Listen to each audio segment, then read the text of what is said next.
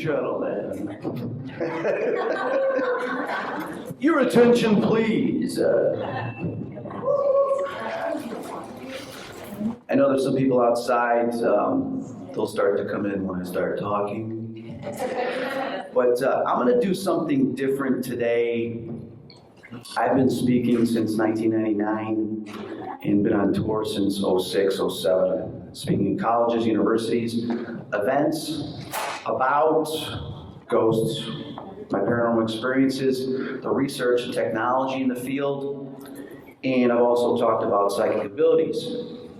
Today, it's going to be a little derivative from what I spoke at Phenomenology, but it's going to be a free-flowing format. I'm going to walk around the room. I'm the type of person that doesn't like to be restricted behind a podium. I feel like one day if I do that, I'll be assassinated, so I like to move around the room. Try to avoid those stares, as well as keep people that are awake that are falling asleep at their table. But I'm going to ask, I know we've got a very relaxed crowd here. So I'm going to ask you guys to participate. What I'm going to do differently today is instead of waiting till the end, which I like to talk, we usually run out of time, is we don't get to do questions and answers. So what I'm going to tell you is give you the freedom that any time while I'm walking around and talking, anything I'm saying, if it rings true with you or you have a question, please raise your hand and I will respond. So I like it to be a collective experience for the 45 minutes I'll be speaking and having a discussion with you. So I'd like to have a conversation, share some things that I feel are going to be important, and I would like you to participate if you get the need to. ESP is the first thing that I learned as a child. When I was growing up, I started having dreams that would come true, premonitions, feelings, experiences. And the most significant was the dream I had of my sister drowning, dying. It terrified me. Woke up at night crying. My mom was smart enough, we'll say, but also experienced enough in knowing precognition, because she's had experiences growing up as a child as well, that there was something to my nightmare.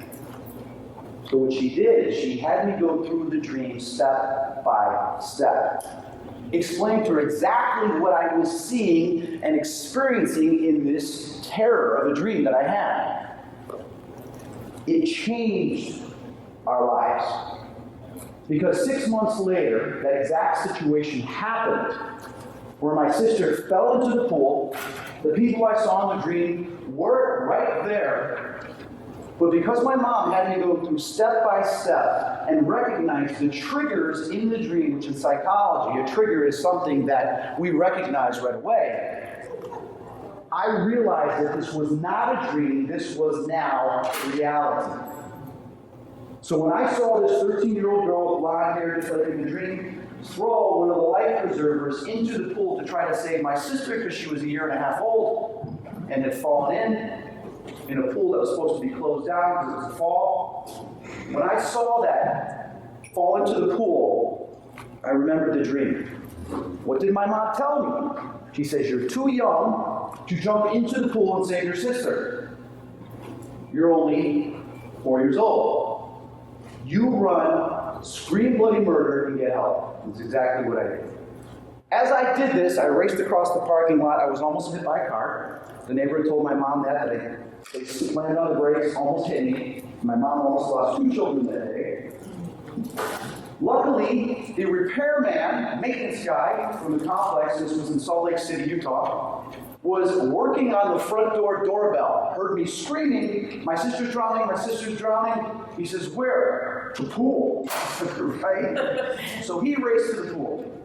I yelled down, because we lived in like a basement floor of the apartment. I yelled down to the window because I couldn't get in the door. My mom says, Chris, don't kid around with me. I said, I'm not kidding. My mom somehow, like Supergirl, leaped over the gate and went racing across the parking lot to the pool. So did the other family members. As luck would have it, based on paying attention to this precognitive dream, the exact time that the adults arrived at the pool, my sister was sinking. She had a swimsuit on. They were able to pull her out just in time. The other kids stood there in awe. In the dream, I did the same thing. And we watched my sister drown because of the shock. That dream, that ESP, that sense that it was not just a dream, there was emotion attached to it, saved my sister's life. I was only 4 years old. My mom said that is ESP, extrasensory perception. As time would go on, I would pay close attention to this. Friends of mine, schoolmates, even my own family, current events, things that would happen in the world. I was plagued with dreams that the world would change one day. There would be significant change.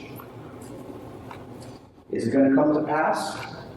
Things I'm seeing in the world going on now? Yes, I believe it will.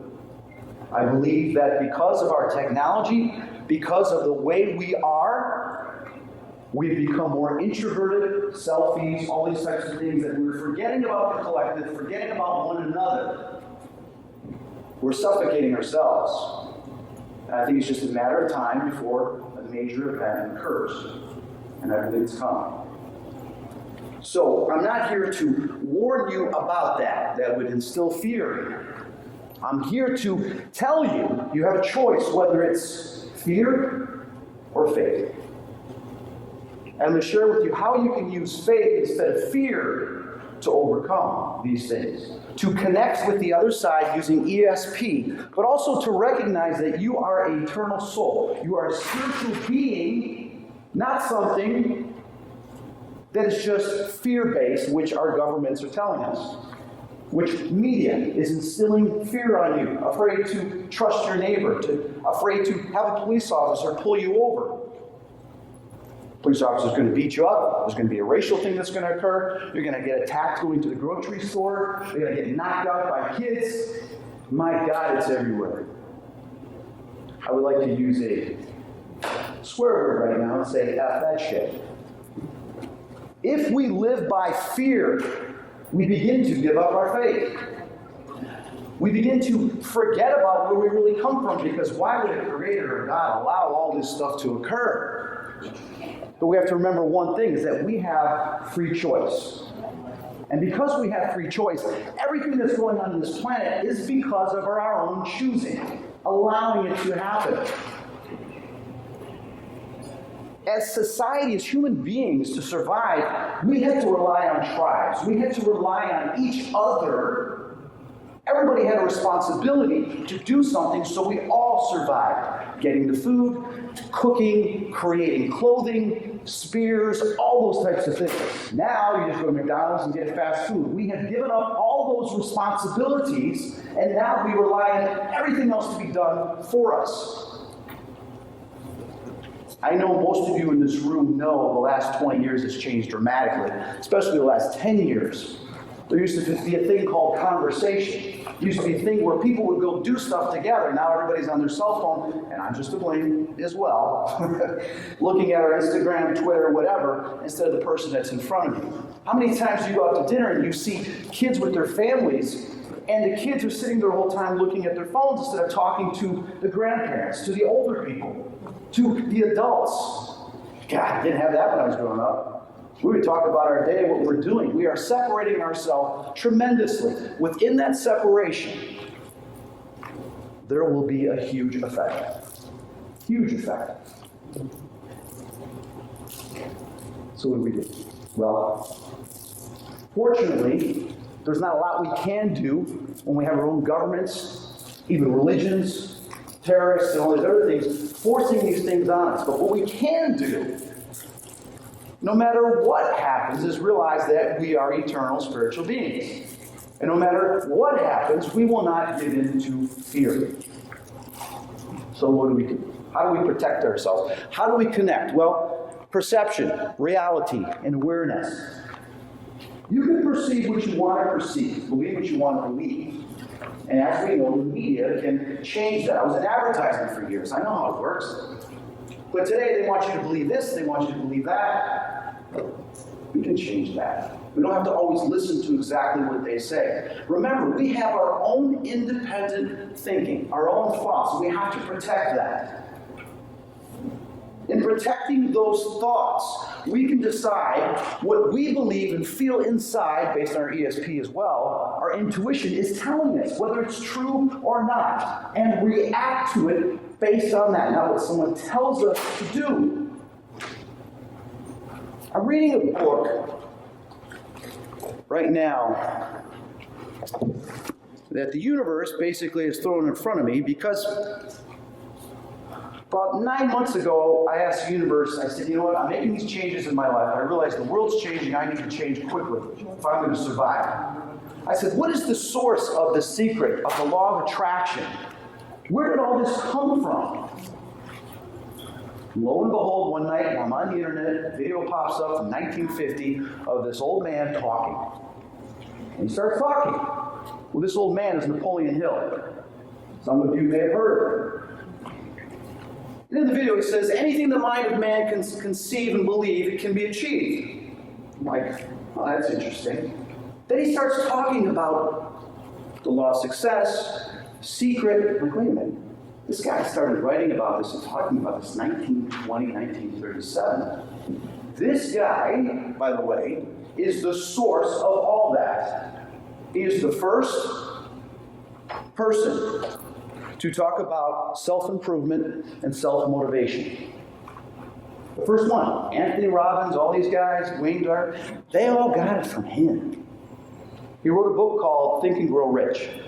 And it wasn't about just being rich money-wise. It was about being rich inside, how you react to other people, how you achieve success within your life, getting the most out of it. We've forgotten a lot of that. But the most amazing thing about what this guy said was in chapter 13, he talks about the sixth sense. Now, for those of you that don't know Napoleon Hill was brought into a meeting with Andrew Carnegie. Andrew Carnegie was one of the richest men in the world. Industrial complex, steel industry. He was rich. He started from nothing and became the richest man. He brought Napoleon in because Napoleon was a writer working for a journal, a newspaper. He says, I have a job for you. I want you to spend 20 years interviewing some of the most richest, famous scientists, engineers, successful people in the world. And I want you to put together a book that the regular man can read, study, and learn how to be successful as well. Pull from them all the greatest things that you could find and put it together in a book. So anybody can be successful. So he spent 20 years interviewing 500 of the most incredible people we've ever known. Henry Ford, the Wright brothers, Thomas Edison, Graham Bell. It goes on and on and on. And he talks about the sixth sense, which is amazing. He says the sixth sense is that portion of the subconscious mind which has been referred to as the creative imagination. It has also been referred to as the receiving set for which ideas, plans, and thoughts flash into the mind. The flashes are sometimes called hunches or inspirations. The sixth sense probably is the medium, I like how you use medium, of contact between the finite mind of man and infinite intelligence. Some other intelligence that's out there. And for this reason, it's a mixture of both the mental and the spiritual. It's believed to be the point at which the mind of man contacts the universal mind. The universal mind. Now remember, this is in 1937. Through the aid of the sixth sense, you will be warned of impending dangers in time to avoid them. The dream I had of my sister. And notified of opportunities in time to embrace them. Some of the most successful people today never gave up because something was telling them that something was good was going to happen. They capitalized, put themselves into action on that opportunity, and they became successful. They did not give up. I'll give you an example of that in a minute. There comes to your aid and to do your bidding with the development of the sixth sense, a guardian angel who will open to you at all times the door to the temple of wisdom. Now here's a guy that interviewed 500 of the most successful, important people in history that has given us the technology, the finances today that we have today. He also interviewed over 25,000 people that were poor to find out what was it that they were doing wrong or they were focusing on that was not allowing them to achieve success. So for skeptics to say that there's no such thing as the sixth sense is the most ridiculous thing I've ever heard in my life. Because they will never bring this guy up because they don't know about it. I couldn't believe this. That the universe was telling me, hey, you want to know what the source is? Boom. Not only that, of the secret and the law of attraction, but this guy also believed in the sixth sense. And he got this from the most incredible minds of our time. How could we not listen to them? They were successful. They gave us some of the greatest technologies we have today. Where did they get it from? They got it from that intuition. Physics today. This gets very interesting. And I just read that there's like Doubtful News, the woman that writes for us, and I'm waiting to write a comment to something she posted. She says that there's nothing in quantum physics that can be compared to paranormal, supernatural, or psychic ability. Bullshit. They're finding it out now. I love when these skeptics will say stuff. They will give an opinion, which, as we know, opinion is not worth anything unless it's based on facts. Right? Is the person will just say that to make you believe their opinion. But where are the facts? Well, the facts are, we're going back to the 20s and 30s when physicists started getting together. Even Einstein didn't believe some of this stuff. You can't tell me that these particles are responding, it's all connected. Oh, it is. And then he eventually believed, my God, you're right. Nobel Prize-winning physicists have proven beyond doubt that the physical world is one large sea of energy that flashes in and out of being in milliseconds, over and over again. Nothing is solid. The more they get into this, when you talk about particles being connected, everything is that there is a consciousness and an infinite intelligence that's allowing this reality to exist. Everything is particles. Your particles, the table's particles. But what allows that particle to be solid or appear to us as a table and the other one to be a living organism? Well, it's logical. You know, you want to talk about atheism, you want to talk about believing in religion. It is illogical to believe that that happened by chaos and just by chance. When you look at computers, you look at programs, everything has to be input. There has to be a mathematical equation that puts that together, that tells it to do something. DNA, for example, that just could not happen by chaos. Just appeared, boom. That's illogical. There has to be something for there to be something. Something cannot come from nothing. Doesn't happen. That is illogical. So, the other thing that's amazing, and this goes into ESP, this goes into our thoughts and our consciousness, how powerful this is. In laws of observation, one of the most bizarre premises of quantum theory, which has long fascinated philosophers and physicists alike, states that by the very act of watching, the observer affects the observed reality. What does that mean? If they have a box and they have particles, and these particles are manipulated are going to do something, the particles will not react or respond unless they're being observed. If you leave it there and you go away, it doesn't do anything. But if you come back and you observe it, it does it. But here's even something that's even more incredible. It does what that observer is thinking. It reacts to what they're thinking. If I'm thinking one thing, it's going to react to that. Another person comes in, it's going to react to that. How can particles have some type of response with intelligence that's reacting differently to people? That begins to tell us that not only are particles connected to us, but that our intelligence, our consciousness, is affecting the very fabrics of the universe. Everything that's created has been created by an infinite intelligence as well as us so that we can have an experience. When you begin to understand that science is proving this, Science actually has proved it. Not all physicists agree. But then you take a look at one of the scariest things going on right now. CERN in Switzerland, in Geneva, is this hadron collider where they slam particles together. They're trying to replicate the Big Bang. 6,000 physicists from all over the world have come together. They built this thing. They started building it in 1955. They turned it on a couple years ago, ran it, and turned it off, and they turned it back on in June of this year. It's expected to be a full cycle by September 23rd. They have stated that we're going to go places where Columbus could not go. He says, what do you mean by that? Into other dimensions. They're going to open up, as we consider, a portal, a stargate, into other dimensions. They're saying this. One physicist that's in charge of this came across and said, you know what? We're going to be like gods. Because we're going to discover exactly how the universe was created. And if you don't like the fact that we're going to be like gods, then get out of our way. I watched the video of him saying this. Another physicist says that, now, don't be alarmed, yes, we're going to be opening up a small black hole right here on planet Earth. We're going to learn how to replicate a Big Bang, but it's going to be so quick, we're going to do it only a second or two, that we'll be able to shut it right down. But then he says that even though we're going to only have it open for less than a second or a second, we don't know what's going to come through, and we don't know exactly what we're going to be able to send through.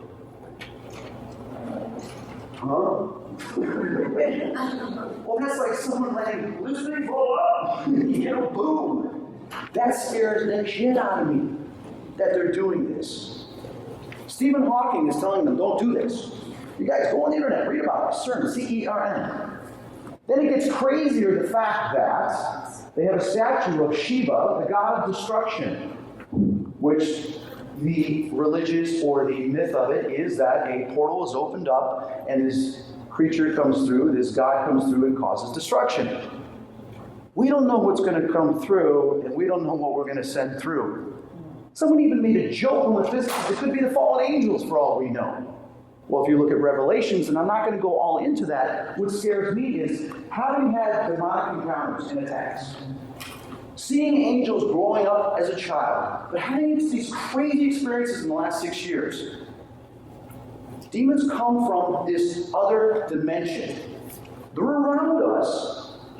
But like it says in Revelations, is some of these demons are kept in another dimension. CERN wants to open up a dimension to see what's there. Now, this isn't science fiction, people. Read about it. The old physicists talk about this. Because they feel that we're going to go places that different from the moon, different than Columbus. We're going to go places where we're going to find out who we really are and how the universe was created. But there's other people saying that, well, they're in contact with, and I just saw something shoot up in the ceiling. They're in contact, no, there's no shadow. They're in contact with these entities that are telling them that you're going to be like God. You're going to be eternal. And yeah, we're already eternal. We're spirits and soul that are eternal. So that, what are these physicists not getting? It's that pursuit of having that knowledge, which you can't blame them. They want to know about this stuff. But as we know, sometimes knowledge can be too much power, be too much danger. So my concern is, what happens if what they do affects this planet? What happens if it causes problems? If it does, well, choose faith or fear. I choose faith. I'm watching this and I see that another portal opened up above it, and these angels come down. And as these true-looking angels with wings, with swords, everything, started to come down, they turned into pure white lights. And as they turned into these pure white lights, they attacked these black masses. And as they attacked them, I'm like, you do this for me? And they said, no. We do this for everybody. Everybody. And most of the time, we don't even realize that this is going on in this invisible spectrum around us when we are getting attacked. At some time or another, every single person in this room has had an attachment or had some type of evil or demonic entity saying something to you or trying to coerce you to do something. Because we have free will, we have a choice. You got the angel on one shoulder, and you got the demon on the left shoulder. It's more real than you could imagine. Do you give into fear in that, or do you give into faith? If you give into faith, you believe in a higher power. You believe in angels. You believe that you are a spiritual being. There's no reason to have any fear, to worry. Because whatever happens to you physically, you're not going to die. Your body might, but you're not. And there's such an incredible place to go to. But in the meantime, as a collective, we have to all agree and all accept the fact that we're not going to give into fear. We're going to give into faith. No matter what happens, we will believe in this higher power. This book came across my desk too, which was really interesting. Napoleon Hill wrote 1940s. It just got released a couple years ago because Napoleon's wife was afraid to have this out there because it was very controversial. And then his nephew's wife didn't want it out either after he died. Well, after she died, the nephew said, go ahead and print it. It's called Outwitting the Devil, The Secret to Freedom and Success. Metaphorically, Napoleon has a conversation with the devil. It's fascinating. It's fascinating because we, or most people in this room, believe that devils and demons do exist. But what causes them to trick us and to do things, to cause us to drift, to forget about who we are, to create fear? A lot of that's revealed in this book during the conversation, which is phenomenal. Case in point. As I was listening to the audio version of this on YouTube, it's like 3.5 hours long, I was listening to it in bed just playing it, and I'm like, oh my God, that's right. That's right. I was totally recognizing that from my own cases, what he was saying, that this guy wrote back in the 30s and 40s. That night I went to bed. I was having a nightmare that I was being attacked by demons. I woke up, and lo and behold, there was this black mass that was all around me. I felt fear like I have not felt since I was a child being attacked. What scared me more than this black mass, which I've seen these things before, was the fact that I was so terrified. As I recognized what was going on, I couldn't believe that I was so terrified. This thing shot up to the ceiling, sparks occurred, turned from a black to gray, and disappeared through the ceiling. And I said, how come I'm so afraid? And a voice says to me, that is not your fear. That is theirs. What do you mean? And I slowly regained control of myself and no longer felt that fear. They impose that fear on you because that's their weapon. Now, a girl I was dating a year ago had called me Sunday night, and never forget, screaming and panicking. She didn't believe in any of this stuff. She didn't believe in demons. She didn't believe in angels. She said there's just all one, everything is good, that's it. We all die, we go to heaven, that's it. This black mass came through her ceiling, attacked her, went right through her, and she said she felt the most horrific fear she ever felt in her life. And she blamed me. Because you deal with that stuff. You do with that. I go, no. What were you doing prior to that? She goes, well, 45 minutes before that, I saw a video that you did, and I go, you know, that happened to you as a kid. I would never be afraid. I don't believe in that stuff, so it would never scare me. It would never affect me. I said, what you were doing is that you were intimidating that energy. You were saying, I don't believe you. You can't affect me. And they're like, oh, yeah? They showed themselves to you. You had an experience. It's not my fault. You're the one that egged it on. But that happened to her in December of last year. And this just happened to me, was it 2 months ago? This black mass? So now I recognize exactly what she saw and exactly what she felt. But here was the choice. She didn't want to go out anymore because she was terrified of this stuff. And now she's giving into fear. I said, don't you realize that the fear is the work of the devil? He wants you to be afraid because when you are afraid, you are powerless. I can't change her. It's her free will. But after this happened to me, I said, no, that is not my fear. I've never been afraid of this since I was a child. And I choose not to be. Boom, it was gone. That is their weapon.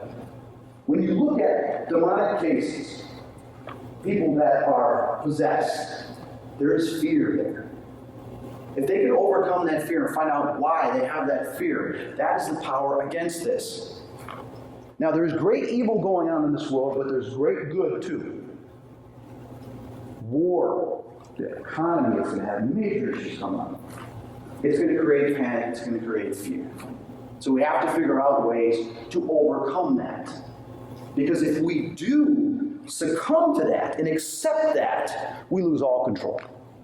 Things will get even worse.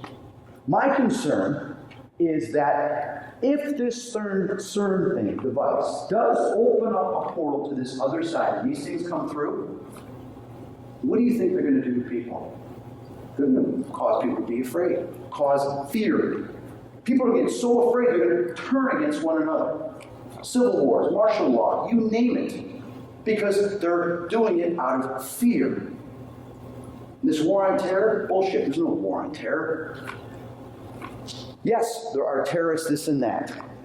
But you can't have a war on terror. You can't have a war on an emotion. Something that you can't fight. It is perplexing. It is created as propaganda to keep it going.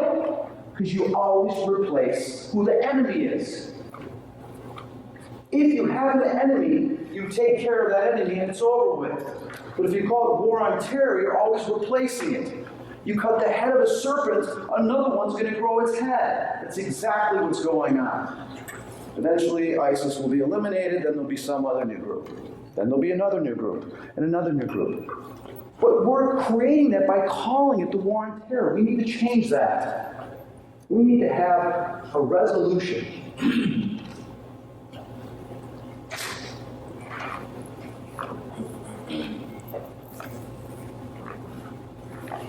This is important. The media keeps giving us headlines of fear, of cops being shot, race wars, and this and that. My God, how can we even go to work or go to a store without thinking in the back of our mind or double guessing somebody that something bad is going to happen? And the more that this gets forced in front of us, quantum physics shows that the world's not that hard. It's not the hard, unchangeable thing it may appear to be. Instead, it's a very fluid place, continuously built up, using our individual and collective thoughts. So if we're focusing on this war on terror, this fear, can't trust this person, this is going to happen, that's going to happen, we're attracting it. We're creating our reality, our environment. Physics proves this by law of observation. You look at this particle, and you've got fear, it's going to respond to fear. So what happens is everything you see in this room is going to change. Oh my God, earthquake. Where'd the earthquake come? Well, in the long run, we kind of created the earthquake because we're all terrified. Oh my God, this roof might collapse. We all believe it, the roof's going to collapse. Why? Because the particles are being held up by our beliefs. It's a roof. It's supposed to stay there. It's there. Oh, what if it collapses? Well, it starts to collapse. Because all reality is created for us to have an experience based on our thoughts. Physics proves this. I want to see someone disprove it.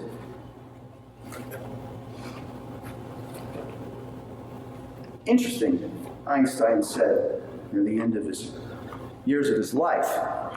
But on the other hand, everyone who is seriously involved in the pursuit of science becomes convinced that a spirit is manifest in the laws of the universe, a spirit vastly superior to that of man, and one in the face of which, with our modest powers, must feel humble. He began to realize that there was an infinite intelligence that was in control of the universe. Ben Rich was the former head of Lockheed and father of stealth bomber. People have asked him about UFOs and stuff like that, and he's trying to keep it secret, but he says, yeah, we've pretty much figured everything out. But someone asked him once, he says, Ben, he says to another guy, says, well, do UFOs exist? And if they do, how do they do time travel? So Ben says to the guy, he says, how does ESP work? And the guy goes, I don't know, all points in time and space are connected. That's how it works. Now he's talking about travel from one place to another. But in the same sense, he's also talking about ESP because they realize with ESP, it's connecting from one place to another, such as particles all being connected. You've all had, the stories. You're thinking about somebody in Australia, and all of a sudden, someone in Australia realizes, hey, they think about you and they call you. Oh my God, I was just thinking about you. That's crazy. You stop at a stoplight, feel someone staring, you turn and look and they're staring at you. Brain's not doing that. It's because we're all connected. The thought is being projected and you're receiving it. Just like one particle receives and another particle receives. The same thing occurs while I'm bringing this up in the spirit world. On the other side, in heaven, it's total consciousness. During some of my connections with spirit, I was doing a reading for somebody, and when I was doing a reading for them, the Spirit told me this: nothing is more true than it is here in heaven. How profound is that? Nothing is more true than it is here. So if there's love, there's love.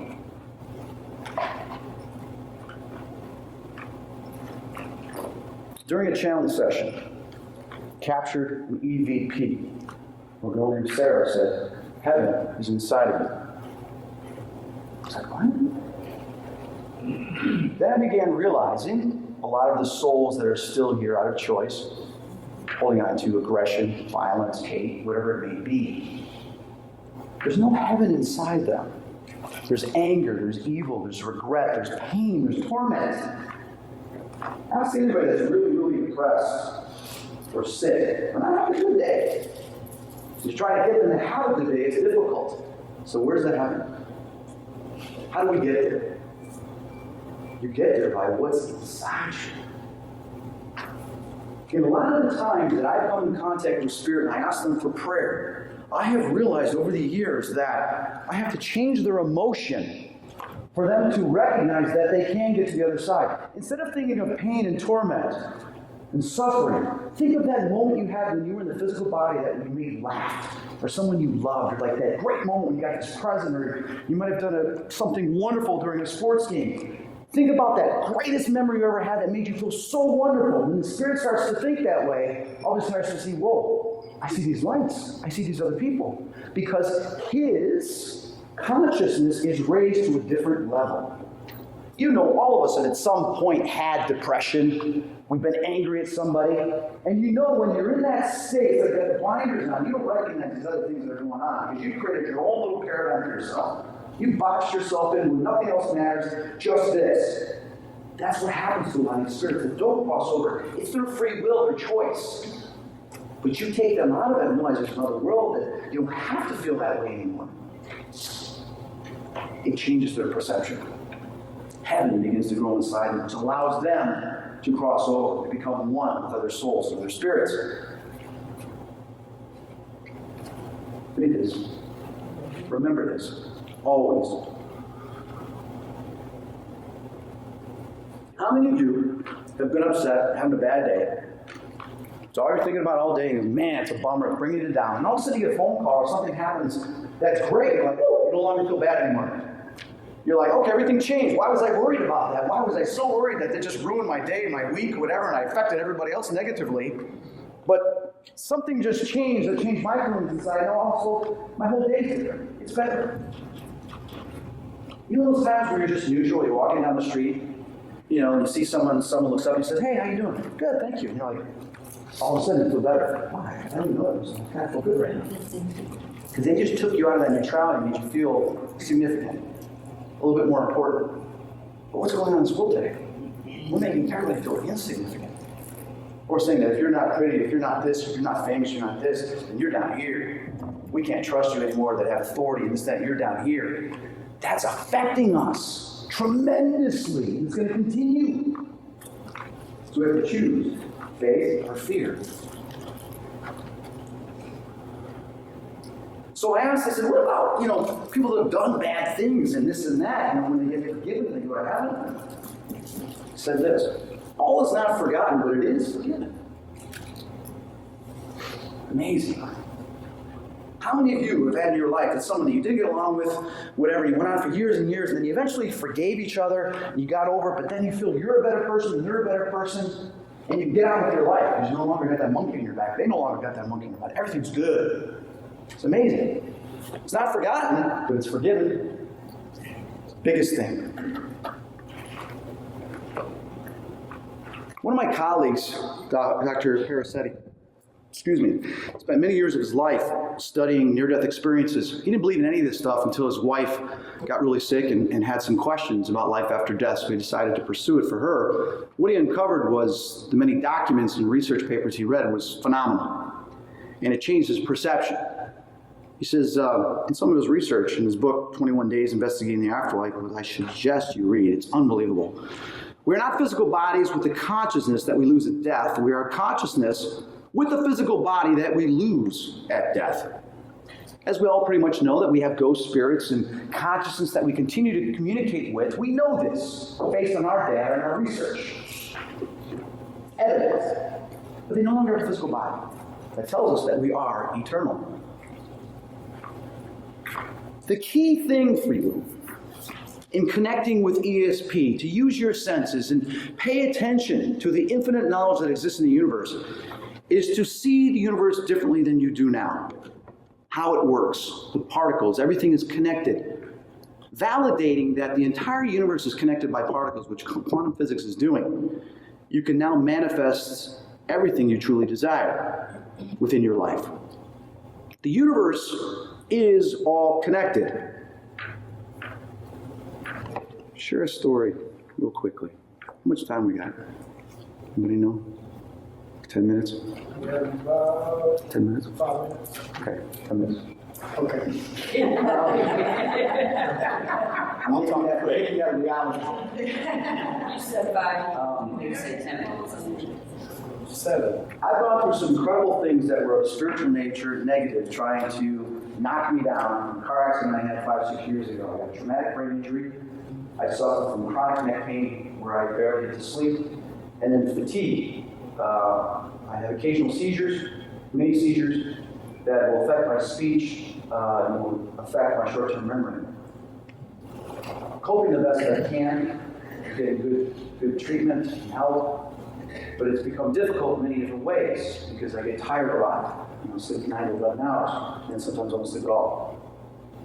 The point of the story is that I've had to keep bouncing back my whole life. We all have things that knock us down and we bounce back. This was most difficult in many ways because regardless of playing 15 years of football, breaking your arm and blowing out your knee, separating your shoulder, fracturing your collarbone, that heals.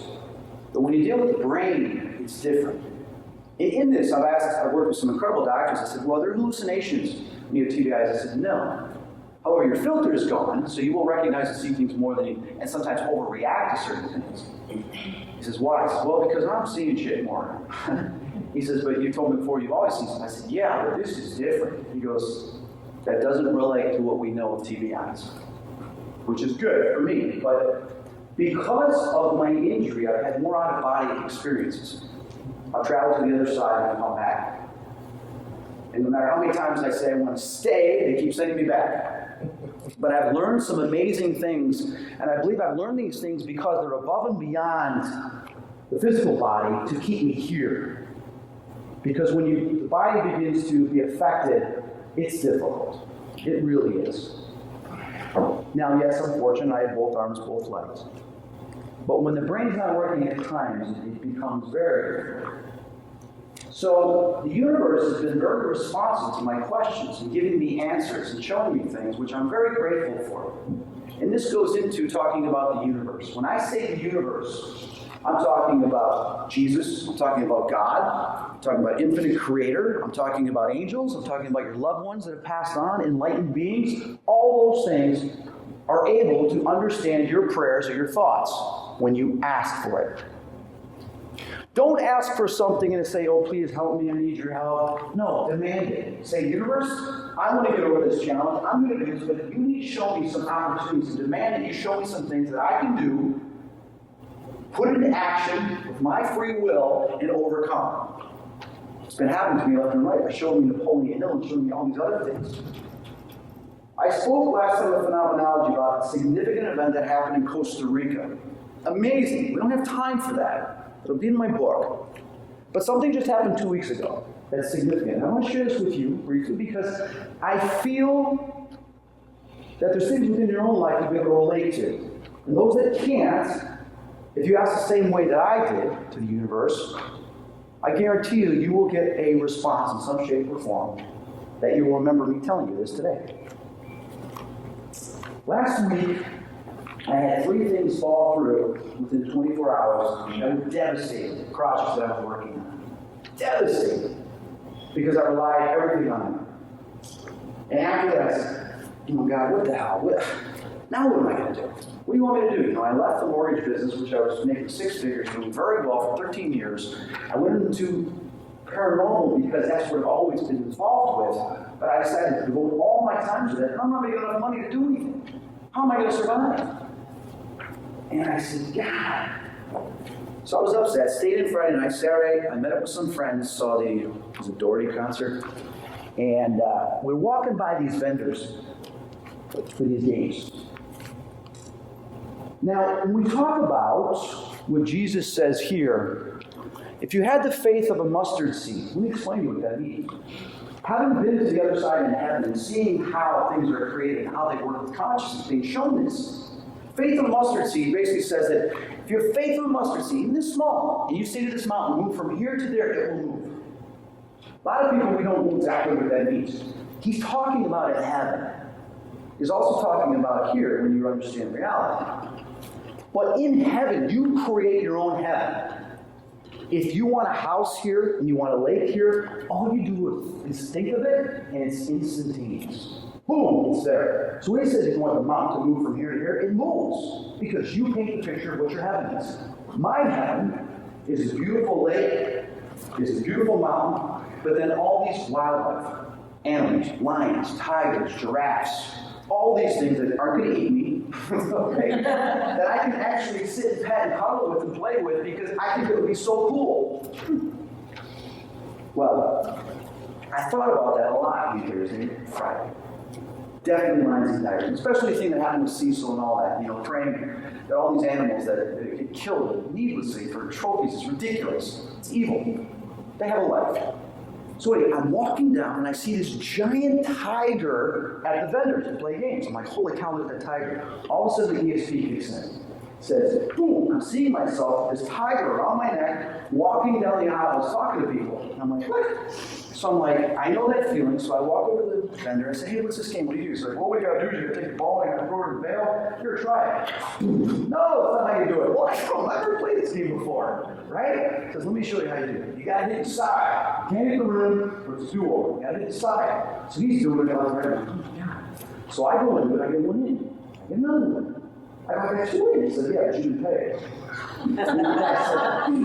said, well, how do you win that tiger? He said, you gotta get it in 10 times. 10 times? Oh, come on. Oh, it's not that hard. Because I'll tell you what. I'll give you the 2 points, right? I'll give you the 2 points, and you have $2 down. I said, okay, you need $2 down. I go and I miss. Oh. He's like, all right, go again. I said, all right. He goes, no, you got to pay $4 now. $4? He goes, you double down. So if you miss, you got to pay back exactly what you just paid before, twice. And I'm like, what? So I'm down $64. But I have 5 points. And I'm like, oh. So I throw another $64 down. He says to me, he's really good at repeating everything. He goes, how much put in? I go, $124. How many points you got? 5. All right, let's go. Thanks, brother. So I do it a couple more times. I'm now up to 8 points. Right? Got them in a row. 8 points, $124. And I missed. He says, here's the kicker. You get your money back if you get 10 points. Right? So I'm sitting there going, man, I just lost 124 points. How am I going to do this? And he's like, you know what? Guy goes, my buddy says, Chris, you played football 15 years, right? Yeah. He says, when you're running 80 yards for a touchdown, you get down to the 10-yard line. You don't stop, do you? I go, no, you're right. You don't. All right, I'm going to the ATM. So I went to the ATM. I walked to the ATM. I go, I'm stupid. I don't have enough money to do this. I have 124. That's $248. If I lose that, I got to get another $240. I'm like, oh. All of a sudden, I hear my father's voice. My father passed away 6 years ago. Son, hey, Dad. He goes, remember when I went to that football game? Your first game playing running back in college? I go, yeah. What was going on? I said, well, yeah. The coach says, want to see how you do running back. If, see if maybe we'll get you to start. If not, you're going to be still third string receiver. What did I tell you? You told me that you know, if I outproved myself that game, I might as well just quit college football. And that hurt. He goes, right, what happened? I go, well, first play, they give me the ball, I go to the left. And just before we were in the huddle, I realized the play's coming to me. I'm sitting there. I'm going, please, God, help me, you know, score a touchdown, or please help me do well in this game and everything. So I get the ball, I get smacked in the line of scrimmage, lose, loss of the yard. Boy, was that embarrassing. One of the strongest guys in the team, I just got my ass kicked. I'm pissed. I'm like, God. So I'm thinking in my head, oh, maybe I should quit football. No, I'm not going to quit football. That moment, I shifted my emotion. My dad's telling me this as I'm walking back to the vendor with the money in my hand. He goes, what did you do? I said, well, I went right. Explain. What you did was, you said, no, I'm better at this. I know I'm one of the best guys on the team. I'm going to score a touchdown. I didn't say, God, please help me do this. No, I'm going to do it. I'm going to do it for you. I'm going to do it for my dad. Next thing you know, I get the ball on the right side. I go 80 yards for a touchdown. I ran over 6 people. Best run I've ever had in my life. The coach was like, the newspaper wrote an article about it on Monday. I have that article. But the point was, is what changed? My dad said, what changed? I said, because I'm going to do it no matter what. Exactly. Go win that damn tire. So I said, you're right. I get it. I go, let's do it. There's my $150. Let's do this. My boy's like, come on, come on. I got all these people around me. There's just firemen there. I say, sure, it's a fireman. And so I go, boom, 2 in a row. I win the tire. I get my money back. I got the tire. Next thing you know, I'm walking down the aisle. And I'm like, I got this tire. I've never played the game before. My mind changed to never give up now. The universe says, boom, we're going to use a tire for this, never give up. It's like, Chris, who cares if these other things fell through? You still are who you are, then go out there and get it. Go out and do what you need to do. Don't let a couple people's decision prevent you doing who you truly are. Believe in yourself. Don't take no for an answer. Go out there and do it. That's what they taught me, the universe. He took that game for the universe and said, we're going to play here, we're going to show a tiger, people like tigers, we're going to make you do this game, we're going to have dad talk to you. Boom. Do you understand what I just said? Have faith in the universe regardless of your situation. Even if you don't have the answer, tell them, you know what, universe, I don't have the answer, forgive me. Please show me the opportunity so I recognize it and I will put forth that effort. I could have quit that game, $124 and walked away. Been miserable. But I said, no, something brought me here. And I went, you guys are all winners too. But you have to believe in the universe and you have to make a decision. Be active. Give in to faith, not fear. Thank you guys.